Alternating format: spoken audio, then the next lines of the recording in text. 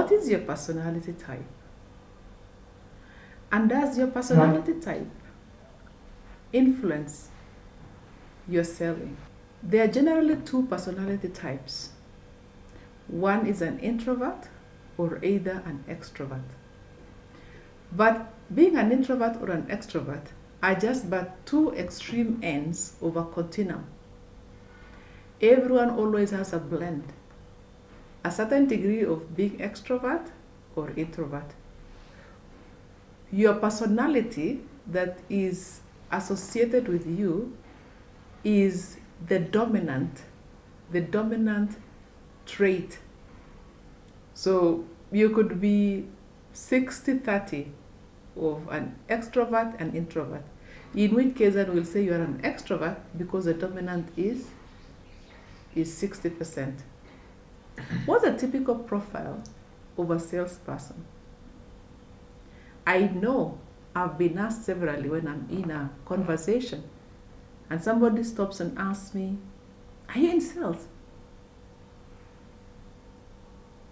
And I know why. Salespeople have been stereotyped as very social, loud, aggressive, confident, pushy maybe, very assertive in putting their views across. But does your personality affect your selling? I would like to demystify the perception and stereotyping that exists in sales, that only very social, very outgoing, highly extroverted people can succeed in selling. Research on sales professionals has shown that there is no advantage between an extrovert and introvert when it comes to effective selling. However, there are some roles that can be performed better by a highly extroverted salesperson. This role, for example, is like cold calling or telesales, where you have to break a barrier with somebody you've never known before. An extrovert would find it very easy to do that, but an introvert would struggle. I want to spend time to just explain the difference between the two personalities so that we can see what works with one personality and what would be a struggle with the other. So let's go to a work scenario where we have Tom, who is an introvert. Tom is misunderstood because he tends to be shy, is seen as boring and antisocial. Mary, on the other hand, is quite loud, she's social, and she's very outgoing. She always likes to be around people. She always asks when the next party will be held. How do these two personalities affect the sales performance of Tom and Mary? We're going to look at 4 attributes and how these attributes project themselves in the two personalities. 1, how they energize. An introvert energizes internally. They tend to be very reclusive people. When they have time, they like to be on their own. An extrovert, on the other hand, always seeks external validation. They love to be in crowds. They love to socialize. They love to be out there. So even when they've had a bad day, they'll find themselves feeling recharged by being in the presence or company of others. So how can that influence selling? Tom, our introvert, by the nature of how he energizes himself, may not be able to optimize with crowds as he tends to charge internally. That is how he gets focus. Mary, on the other hand, may be able to pick new conversations, may be able to pick new intelligence in the market, may be able to get leads, may be able to get referrals from the external engagements that she's having. So in that particular area, we can see that an introvert may be at a disadvantage because they may not be able to leverage social networks to increase their sales pipeline. The other attribute that I would want us to look at is how they internalize their thoughts. An introvert will be in a meeting and will be quiet. They will not say anything unless you ask them a question or you ask them for their input. What they do is that they have internal conversations first. They are very good listeners, and they are also very good in observations. They analyze things thoroughly. The more they analyze, the better. On the other hand, Mary, our friend, who is extroverted, she's very confident. She's expressive at every opportunity. You'll see her putting her hand up, even just after the introductions, because she has a point to put across. She is quick at decision making, and she doesn't need so much information. She doesn't need a breadth of information to make decisions. She contributes very easily. Mary is one person you'll remember after the meeting. You may actually not remember Tom when you meet him the next time. How do these personalities project themselves? Tom could highly be written off in a meeting. If we say we have a meeting with a client, and the meeting is supposed to brainstorm and come up with things, Tom could be written off as somebody who is not very, very engaged. However, where Tom uses his strengths, Tom is able to present a better proposal than Mary because of the listening skills, because of the observations, because of the strength in analyzing things, and therefore he is able to actually synthesize things and will be the one person you can ask after the meeting, what did you read? What did you understand? What did you see? And this will also be an advantage. Tom may take long in making a decision, but if you grant him an opportunity, he'll give the best decision. And so in a normal office scenario, if you're meeting as a sales team, it's very important for the line manager to always remember to give Tom an opportunity to share his views. You need to bring such people into the meeting because they have valuable information to share. The third attribute is how they portray themselves.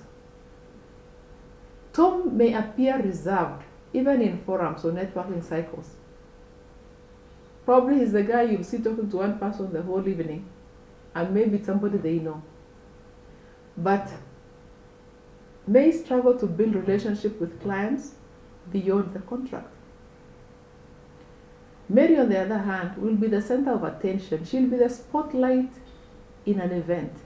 She has the ability to expand networks and deepen relationships. Mary may be seen as pushy. So how do these attributes portray them? Again, looking at Tom. Tom's reserved position in networking circles may make him look aloof and may not be an advantage for him in winning new prospects. But if you look at Mary, she'll probably walk out of a meeting with the highest number of business cards and contacts to follow up after the session. But do not be deceived with what I have said that Tom is reclusive and doesn't like deep engagements. Tom, however, as an introvert, values deep and intimate relationships with people where he has invested interest. Sometimes you may find an extrovert talking very much and you're not being engaged with somebody. And these are people where they make a decision that they have invested interest in that person. But if they do not find any invested interest in you, they will not engage with you, besides the normal greetings. And lastly, as an attribute, how they connect with people. So we've said here that Tom will be very selective in invested relationships, while Mary will basically invest with anyone in the crowd. So as you've seen, each personality type, it has what works for that personality, but it has undoing. So first, I want to deal with people who want to go into sales, who are already in sales, and they think just because they are not extroverted, that they cannot make highly effective salespeople. As I said at the beginning of this class, effective selling is not biased to a certain personality trait. However, I did caution that there are some roles in sales that if you are really an introvert and you don't want to step out of your comfort zone, roles like cold calling may be a very difficult challenge for you, or teleselling, picking the phone and calling a list of prospects to interest them with what you have to offer. That said, there is no advantage between an extrovert and an introvert. It would be very important for Mary and for Tom to understand the strengths of their personality and to also see the weaknesses. Tom, for example, needs to always know that he needs to work harder in meetings and in social networks. He needs to work harder in building deeper relationships with clients, relationships that can sustain long-term business. Mary, on the other hand, needs to be very aware that she can be seen wrongly. There are people who don't like pushy people, so she can be seen as very pushy. She also needs to know that she could miss out a lot of important things in those meetings, in those engagements, which could cost her an opportunity when it comes to closing the sale. She needs to work on her analyzing skills and also not always rush into decisions without taking into consideration all the aspects. The best way of using your personality is to always try and be aware of what could be your undoing. You're already very strong in what is your strength. So what you need to work on is what is undoing. And there you have it. So before we jump into the next class, it's very important that you understand your personality.